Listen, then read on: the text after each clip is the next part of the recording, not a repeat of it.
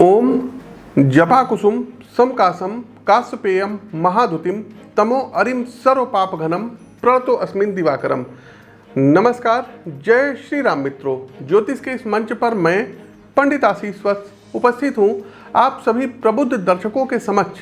सूर्य का मीन राशि में गोचर जो 15 मार्च को होने वाला है, इसका प्रभाव आप सभी जातकों पर क्या पड़ेगा। साथियों, 15 मार्च 2022 सुबह 12:31 पर ग्रह कुलाधिपति भगवान भुवन भास्कर जल तत्व प्रधान मीन राशि में प्रवेश करेंगे, जहां ये 14 अप्रैल 2022 तक रहेंगे। लगभग एक माह के इस गोचर काल में अग्नि और जल का यह संयोग आपके जीवन पर क्या प्रभाव डालेगा। मित्रों, हम जिस ग्रह पर रहते हैं पृथ्वी, उसकी उत्पत्ति भगवान सूर्य से ही हुई है। अतः आदित्य नारायण हम सभी के पितामह हैं।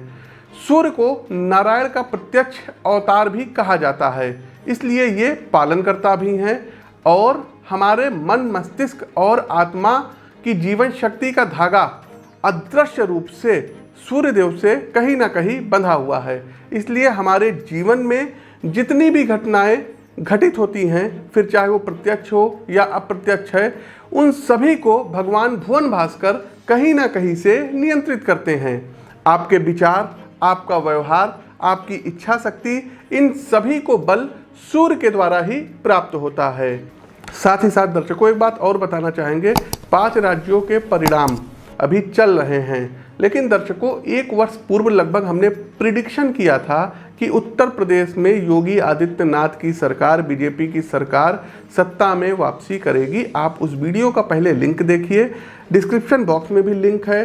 10:17 से और 10:50 तक जब आप उस पर जा करके क्लिक करेंगे, आपको सीधा 1 वर्ष पूर्व का वो वीडियो है, 6000 से अधिक व्यू है। प्रत्यक्ष को किसी प्रमाण की आवश्यकता नहीं होती, पहले जा करके देखिए कि हमने उस वीडियो में क्या कहा था। हम आपको अपने वीडियो में भी इसमें दिखाई दे रहे हैं। उत्तर प्रदेश में चुनाव होने वाला है और इस संवत्सर में ही चुनाव होगा।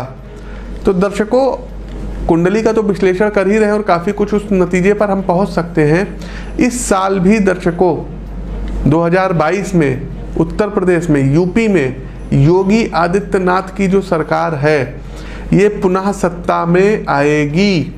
ये आप लोग मोटे मोटे अक्षरों में नोट कर लीजिएगा, इस वीडियो का इसको आप लोग देख लीजिएगा। दूसरा दर्शकों, मणिपुर के बारे में हमने प्रेडिक्शन किया था कि मणिपुर में कमल खिलेगा और वैसा ही होता दिखाई पड़ रहा है। आप उस वीडियो का लिंक देखिए। आगे बढ़ते हैं दर्शकों, मणिपुर। तो मणिपुर में बीजेपी क्लीन स्वीप करेगी, सत्ता में आएगी। तीसरा दर्शकों, गोवा के बारे में जो हमने प्रेडिक्शन की थी कि गोवा में कमल खिलेगा, बीजेपी सत्ता में आएगी, आप उस वीडियो को भी देखिए और यही हाल गोवा का रहेगा। गोवा में भी भारतीय जनता पार्टी सत्ता में आएगी।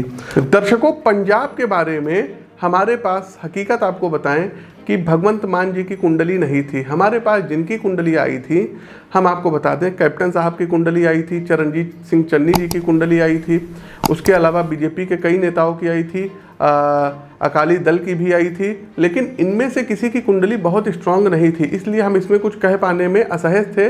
लेकिन जो पार्टी की कुंडली थी, आम आदमी पार्टी की कुंडली थी, तो उसमें हमने साफ साफ कहा था कि बहुत ही अच्छे, मतलब आम आदमी पार्टी का प्रदर्शन बहुत ही अच्छा रहेगा और वैसा ही होता दिखाई पड़ा। रही बात उत्तराखंड की दर्शकों, जी हाँ, उत्तराखंड पर भी अब आ जाते हैं, क्योंकि जहाँ कहीं कमी हो तो उसको स्वीकार कर लेना चाहिए। उत्तराखंड के बारे में दर्शकों हम आपको बताएं कि हमने वहाँ प्रेडिक्शन की थी कि बीजेपी और कांग्रेस के बीच बहुत कड़ी टक्कर रहेगी और हमने वहाँ प्रेडिक्शन किया था कि कांग्रेस सत्ता में आ सकती है। ये मैंने वहाँ प्रेडिक्शन किया था। ये प्रेडिक्शन हमारी गलत हुई है। इसके बारे में मैं आपसे माफ़ी मांगता हूँ। जहाँ कहीं भी कमी रही होगी मैं पुनः देखूँगा। काउंटिंग अभी भी चल रही है और आगे देखते हैं क्या होता है। लेकिन हम आपको बताएं दर्शकों, यूपी में इतनी कुंडलियाँ आ गई थी कि अन्य स्टेट्स पर उतनी ज़्यादा मेहनत हम नहीं कर पाए, ये फैक्ट है, क्योंकि यूपी में विधानसभा की सीटें बहुत ज़्यादा हैं।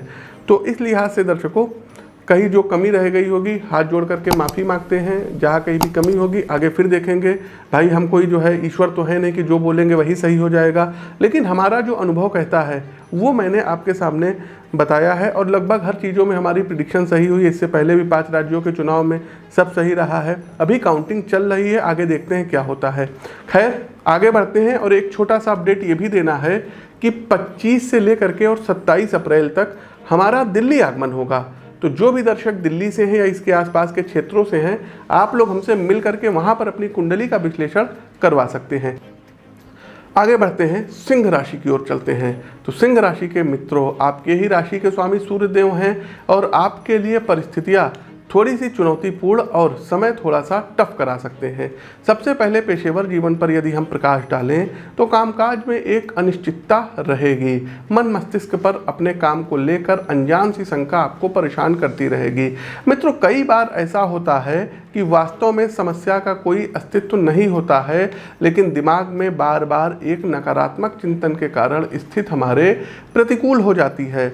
आप भी ऐसी परिस्थिति का सामना कर सकते हैं जहां आपके लक्ष्य को लेकर आपके मन में काफ़ी धुंधला और अस्पष्ट विचार रहेगा। एक और सलाह, यदि अपनी कैरियर प्रोफाइल को बदलने के विषय में विचार कर रहे हैं तो मेरा सुझाव है अभी रुक जाइए, कारण कि आप अंदर से तैयार नहीं हैं। कुछ दिन आपको थोड़ा सा इंतजार करना पड़ेगा। खुद को मानसिक रूप से बदलाव के लिए तैयार करके तब अपनी जॉब को चेंज करने के बारे में विचार करें। जो भी सज्जन भारतीय ज्ञान परंपरा, जिसमें कि दर्शन, धर्म चिंतन, ज्योतिष आदि शामिल है, इससे जुड़े हैं तो उनके लिए समय मजबूत रहेगा। आपके विश्लेषण की सटीकता और ज्ञान की गहराई आपके प्रशंसकों के बीच चर्चा का विषय बनेगी। देखिए दर्शकों, व्यक्तिगत और पारिवारिक जीवन में आपको थोड़ा अधिक सतर्क रहना पड़ेगा। ऐसी कई बातें परिवार में उठ सकती हैं जो आपको स्वभाव से चिड़चिड़ा और कठोर बना देंगी, इसलिए शांति से हर पक्ष को समझकर ही कोई कदम उठाएं। अब कुछ उपाय पर आते हैं। अंतिम पड़ाव बिल्कुल होता है, सभी राशियों के लिए उपाय करना होगा। क्या उपाय कर सकते हैं? तो रविवार वाले दिन आपको गन्ने के रस से भगवान भोलेनाथ का अभिषेक करना होगा सभी राशियों को। दूसरा दर्शकों, स्नान करने वाले जल में आपको 1 चम्मच लाल कुमकुम मिला करके स्नान करना होगा। लाल कुमकुम किसकी सामग्री है? सूर्य की है। और जल क्या है? जल चंद्रमा भी है। और मीन राशि कौन सी राशि है? तो जलीय राशि है। तो इन दोनों को कॉम्बिनेशन को आप बनाइए और स्नान करिए।